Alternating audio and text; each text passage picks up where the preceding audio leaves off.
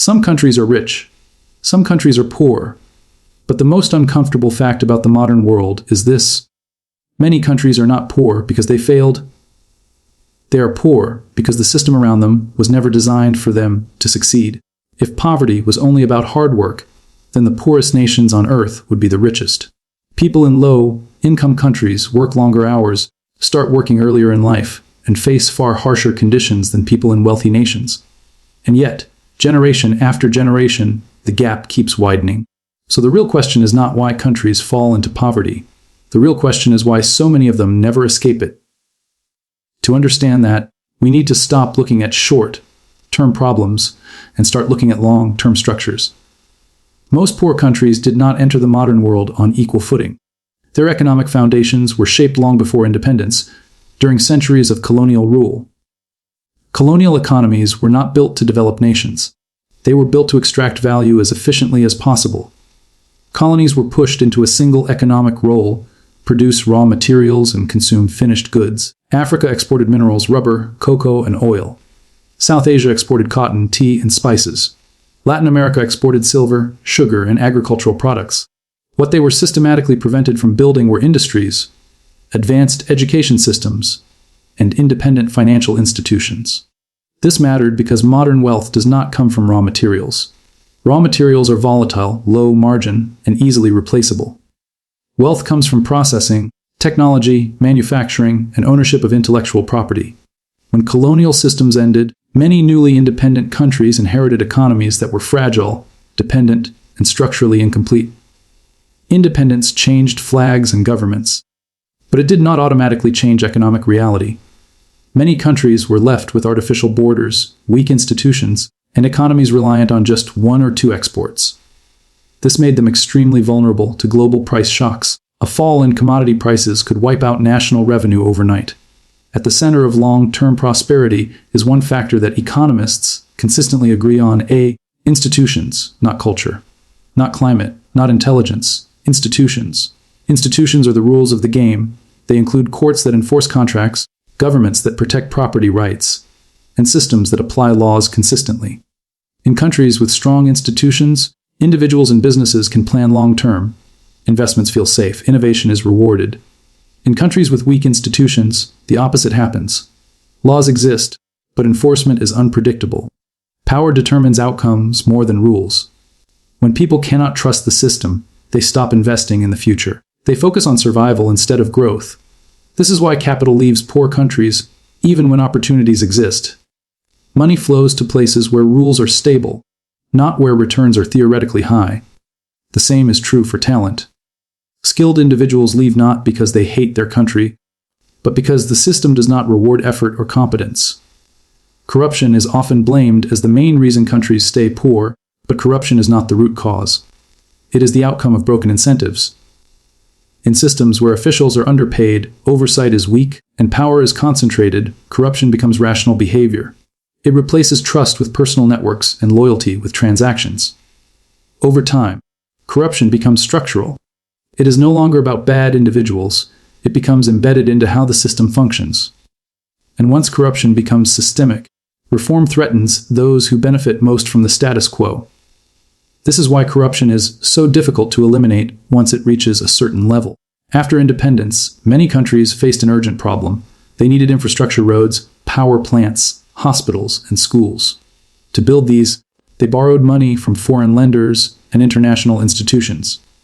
Borrowing itself is not harmful. Every developed country used debt during its growth phase. The problem lies in how the debt was structured. Most poor countries borrow in foreign currencies, usually the US dollar. Their revenues, however, are earned in weak local currencies. When local currencies lose value, which happens frequently, debt repayments become far more expensive. Governments are forced to cut spending on education, healthcare, and development just to service old loans. This creates a dangerous cycle. New loans are taken to pay off old ones. Growth slows, debt grows, and national policy becomes focused on survival rather than progress. This is not development financing, it is debt dependency. Global trade is often presented as a fair and open system, but in reality, it is deeply unequal. Rich countries export high-value goods like machinery, technology, and pharmaceuticals. They control patents, supply chains, and branding. Poor countries export raw materials with thin profit margins and unstable demand. When poor countries try to industrialize, they face trade barriers, tariffs, and restrictions that rich countries themselves did not face during their own development.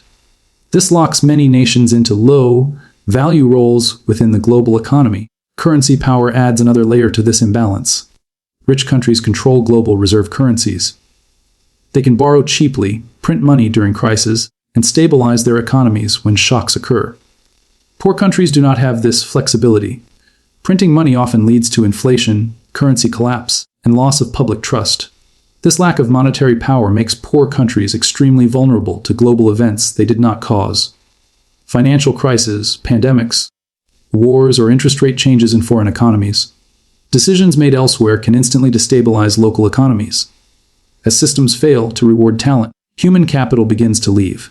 Doctors, engineers, researchers, and entrepreneurs migrate to places where their skills are valued and protected. This brain drain weakens institutions further. Even when investment enters the country, the expertise needed to use it efficiently is missing. Over time, all of these factors feed into each other. Weak institutions reduce investment. Low investment reduces productivity. Low productivity keeps incomes low. Low incomes weaken institutions even further. This is the poverty loop, and once it forms, breaking it becomes incredibly difficult. But history shows that it is not impossible. Some countries started poorer than many nations that are still struggling today, and yet they managed to escape. Understanding how they did it requires looking at what actually changes systems, not just symptoms. That is where the story continues. History proves that escaping poverty is difficult, but not impossible. What separates countries that break free from those that remain stuck is not luck, foreign aid, or natural resources. It is the ability to change systems in a disciplined and sustained way. Look at the countries that successfully transformed themselves within a single generation. South Korea in the 1960s was poorer than many African nations today. Its income levels were low, infrastructure was damaged, and the country had almost no natural resources. Singapore was a small trading port with no land, no minerals, and no strategic depth. China, for much of the 20th century, was largely agrarian, fragmented, and economically isolated. None of these countries escaped poverty through miracles. They escaped through deliberate institutional transformation. The first and most important change was political stability combined with long-term planning. Growth does not happen in chaos. Investors do not commit capital when rules change every election or when power shifts unpredictably. Countries that escaped poverty created stable policy environments, even when governments changed. Economic rules remained consistent enough for businesses to plan 10 or 20 years ahead. This stability was not about perfect democracy or authoritarian control. It was about predictability. When people know the rules will still apply tomorrow, they invest today. The state played a central, but limited role. Successful countries avoided two extremes. They did not allow uncontrolled markets, where monopolies captured everything, and they did not allow the state to dominate production entirely. Instead, governments acted as coordinators. They built infrastructure, supported early industries, and enforced rules fairly. Infrastructure came first because markets cannot function without it. Roads, ports, electricity, and communication networks are not luxuries. They are the foundation of productivity. Without them, even the most skilled workforce cannot compete globally. At the same time, these countries focused aggressively on industrialization. They did not rely forever on exporting raw materials. They moved up the value chain. They started with simple manufacturing, then advanced to complex goods, and eventually into technology and innovation. This transition was not immediate. Industries were protected in the early stages, but with a clear expectation, compete globally or lose support. Protection without discipline creates inefficiency. Protection with performance requirements builds strength. Education was treated as economic infrastructure, not as a social expense. Countries that escaped poverty aligned their education systems with economic needs. They invested heavily in technical skills, engineering, science, and applied knowledge. The goal was not degrees, but productivity. Human capital became the engine of growth. When skilled workers are matched with functioning institutions, productivity rises. When productivity rises, incomes rise. When incomes rise, institutions become stronger. Another critical factor was export orientation. Domestic markets in poor countries are usually too small to drive large-scale growth. Successful nations integrated themselves into global markets, not as raw material suppliers, but as producers of manufactured goods. Exports forced discipline. Global competition exposed inefficiencies. It demanded quality, speed, and reliability. This pressure improved domestic standards over time. Crucially, these countries reinvested export earnings into further development instead of consumption. Growth was delayed gratification at a national level. Living standards improved, but only after productivity improved first. One of the hardest challenges was breaking elite capture. In many poor countries, economic systems serve a small group rather than the population. Successful reforms disrupted this structure. This often created resistance.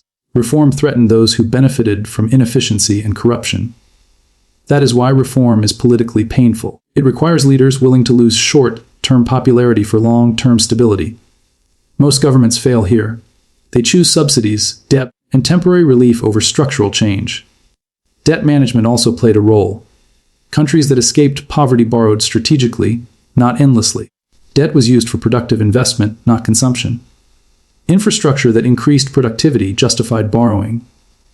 Projects without returns were avoided. Foreign aid, when present, was secondary. Aid did not create growth. At best, it supported transition.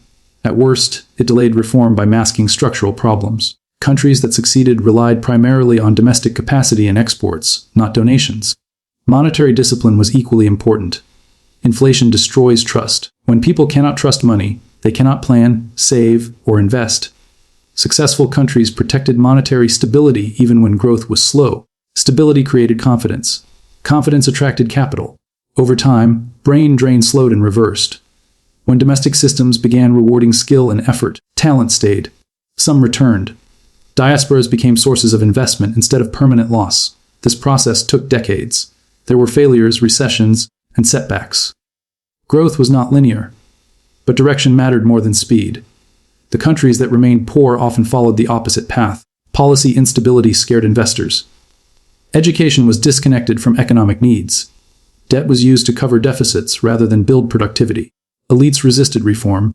Short-term politics replaced long-term planning. Global systems did not change to help them.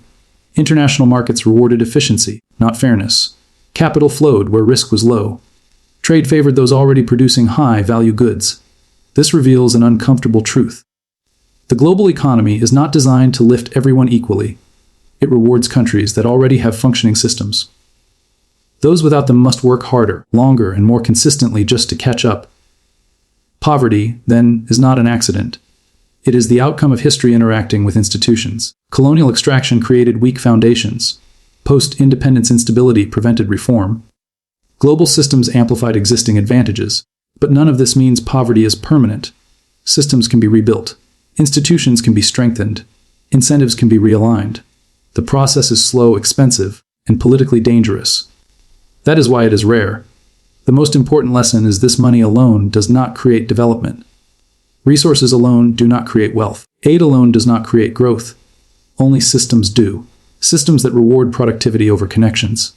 Systems that protect investment over power. Systems that prioritize long-term capacity over short-term comfort. Until those systems change, outcomes will not. The world is not divided into rich and poor nations by destiny. It is divided by structures that work and structures that fail. And that is the real reason poor countries stay poor.